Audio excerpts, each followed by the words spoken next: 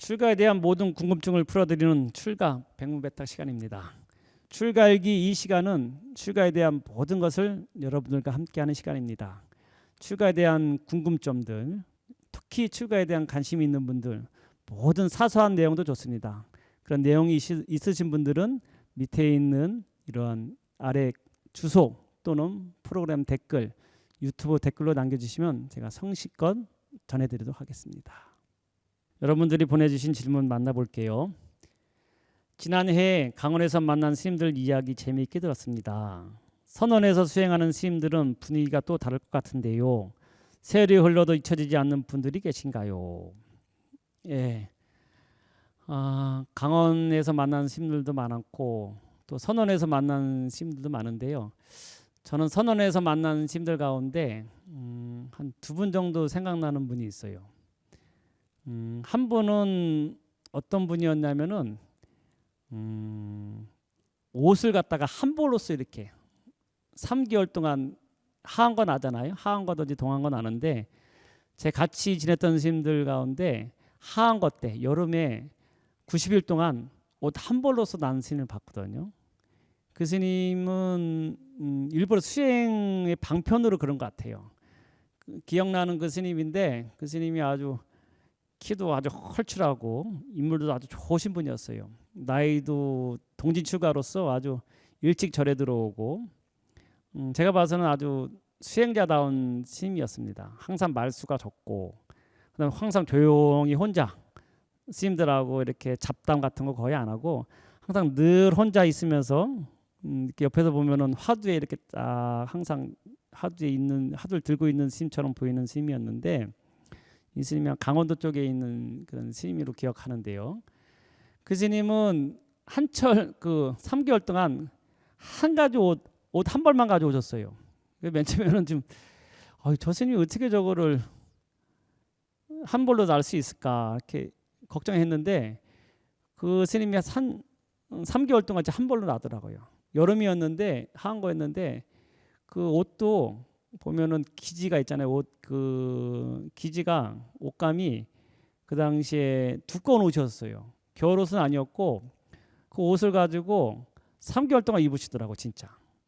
그래가지고 한 며칠 입은 다음에 한 일주일 정도 입은 다음에 그걸 밤에 이렇게 혼자 빠시는지 그 널어놨다가 밤에 했다가 하루 말리면 날 좋은 날 해가지고 빨았다가 그걸 갖다가 또 아침에 일어나면 항상 그 옷이에요.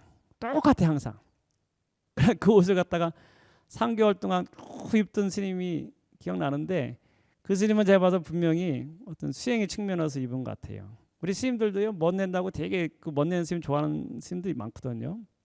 승복이 뭐 똑같은 승복 같지만 또 나름대로 스님들 보면 여름 되면은 막 모시 같은 게 있지 않습니까? 모시도 보면은 뭐 한산 새모시 그런 거 해가지고 스님들 뭐 그냥 거의 풀 매겨 가지고 하는 해가지고 그 옷 입고 다니면은 참 보기도 좋고 또 그것을 또 이제 좋아하는 스님들도 있고 여러 가지 종류가 있는데 또 어떤 스님들은 옷에 신경 안 쓰는 스님들도 분명히 있어요. 그 스님들은 뭐 옷에 신경 안 쓰고 오직 그냥 수행에만 전념하는 스님도 있고 하는데 하여튼 그 스님은 다른 데 신경 쓰기 싫어서 그런지 그 옷 한 벌로 살고 또 특이한 게 우리 같으면 보통 그렇게 옷을 입으면은 일주일 정도 이렇게 입고 여름에 더울 때 한 열흘 정도 입으면은 옷에서 좀 냄새가 많이 나지 않습니까? 땀도 많이 흘리고 이리저리 하면은 그 옷이 또 두껍고 옷감이 그래가지고 그 옷이 지저분할 것 같은데 참 묘하게 제가 보기에는 항상 옷이 깔끔하고 정갈하고 냄새도 거의 안 났어요. 그래서 참 희한하다. 옛날부터 해가지고 무구지라 해가지고 수행을 많이 하면 때가 안 낀다고 했거든요. 스님들도 그 스님도 수행을 많이 해서 그런지 옷을 똑같은 옷을 그렇게 입어도 냄새가 안 나고 아주 깨끗한 모습으로 그렇게 한철을 놨던 스님이 좀 기억나는데 아마 지금도 어디에서는 수행 열심히 하실 거라 제가 이제 그 의심나지 않는데 하여튼 그 스님이 제가 살면서 좀 만났던 특이하고도 인상이 나는 스님이라고 이렇게 말씀드릴 수 있겠고요. 두 번째 어떤 스님이 계셨는데 그 스님은 노스님이었어요. 이 스님은 지금 아마 살아계시면은 연세가 한 거의 100세?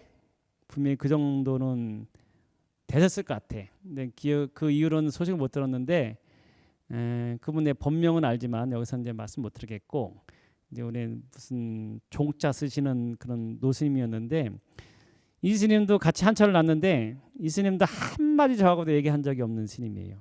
무건한 스님이 아닌데 이 스님은 항상 거의 땅만 보고 다니시고 어디 볼 때 이제 밀짚 모자 같은 거 항상 쓰시고 말이 없으세요. 항상 늘 땅만 보고 다니고 하늘도 잘 안 쳐다보시고 늘 조용하고 한마디 웃는 것도 거의 못 보고 늘 조용하게 사신 분이었는데 그 스님이 나중에 이제 옆에 누구한테 어떤 스님한테 들어보니까 그럴 만한 사연이 있었던 것 같아요. 왜냐면 이 스님께서 좀 늦게 출가하신 분이었거든요. 30대 때 출가하셨는데 출가하시기 전에 쉽게 말해서 결혼을 하셔가지고 아들이 둘이 있었다고 합니다. 이제 스님들이 출가하기 전에 그런 가정이 있었던 것은 전혀 허물이 안 됩니다. 그래서 이제 당신이 이제 출가의 뜻이 깊기 때문에 가정을 이제 다 정리하고 출가하신 다음에 저 지리산에서 이렇게 수행을 하셨다고 해요. 토골에 아무도 못 오는 아주 깊은 산 중에서 그 오두막집에서 혼자 이제 이렇게 수행을 하고 계셨다고 합니다. 그러니까 나중에 이게 몇 년 출가하신 다음에 혼자 수행하셨는데 그 집에 두고는 아들들이 2명이 있었는데 그 아들이 이제 커가지고 나중에 대학교 다니다가 군대에 가게 됐다고 합니다. 그러니까 아들들이 2명이서 이제 큰아들, 작은아들 둘이서 그래도 이제 아버님 되는 거 아닙니까? 아버지가 이제 궁금하고 어머니가 이제 얘기하신 모양이에요. 그래서 군대 가기 전에 가서 스님께 가서 인사드리고 오너라 이렇게 얘기한 모양이에요. 그러니까 아들 둘이서 아버지를 만난다고 이제 지리산을 갔다가 찾아간 거예요. 근데 그때가 겨울이었다고 합니다. 겨울이니까는 이 젊은 사람들이 산의 위험을 모르는 거예요. 지리산에 겨울에 눈이 내리니까 또 한 번도 안 가본 길이고 말로만 듣고 이제 그 토고를 갖다 찾아가는 길이었는데 이게 그 겨울에 가다가 길을 잊어버린 거예요. 그 다음에 지리산 깊은 골짜기에서 눈이 내려가지고 이 아들들이 둘이 조난을 당한 거예요. 근데 그 스님이 그 토굴에서 정진하고 있는데 계속 아버지 소리가 들리더래요. 밤에 이렇게 됐는데 멀리서 이렇게 뭐 아버지 하는 소리가 들리는데 참 이상하다. 그렇게 맨날 며칠을 이렇게 그게 있었다는 거예요. 소리가 들렸다는 거예요. 그래가지고 이상하다 했는데 나중에 거기는 겨울이 깊으니까는 산을 못 내려오고 어느 정도 논이 녹아야지만 그 내려올 수 있는 상황이고 그런 깊은 산중이었는데 나중에 이제 날이 풀린 다음에 밑에 마을에서 사람들이 막 올라온 거예요. 그러니까는 왜냐하니까는 아들 둘이 스님 뵈러 온다고 왔는데 혹시 안 왔습니까? 이렇게 하니까 이 스님이 깜짝 놀란 거예요. 왜냐? 그 아들들이 오다가 조난당해 가지고 그 산속에서 눈 속에서 2명의 아들 둘이 거기서 아버지 만나지 못하고 세상을 떠난 겁니다.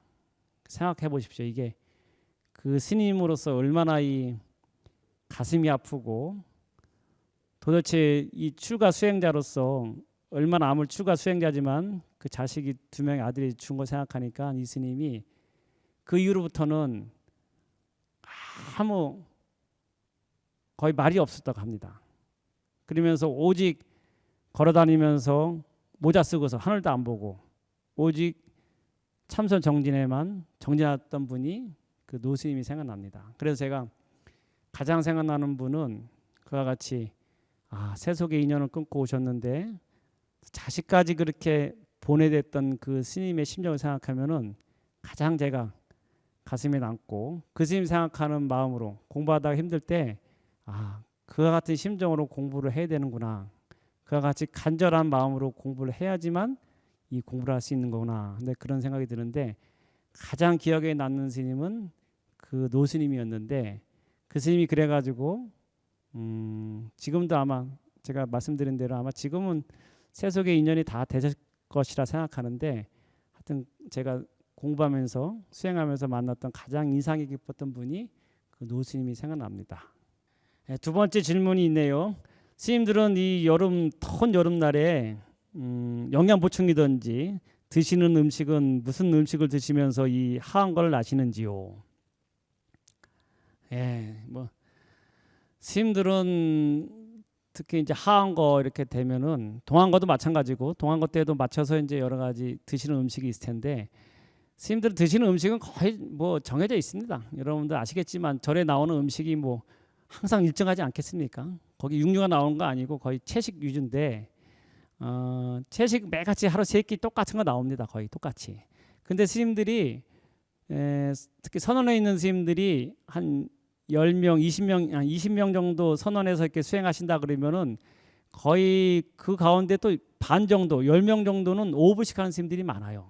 이 스님들이 이제 수행에 대한 어떤 그런 신념이 깊어서 그런지 보통 보면은 처음에 시작할 때 그런 스님들한테 이제 물어요. 스님 그러면 요번 철에는 3개월 동안 5불씩 쉽게 말해서 점심 이후에 저녁은 안 드십니까? 해가지고 5불씩 한다고 하는 스님들이 한 반 정도 나옵니다. 의외로 많이 나와요.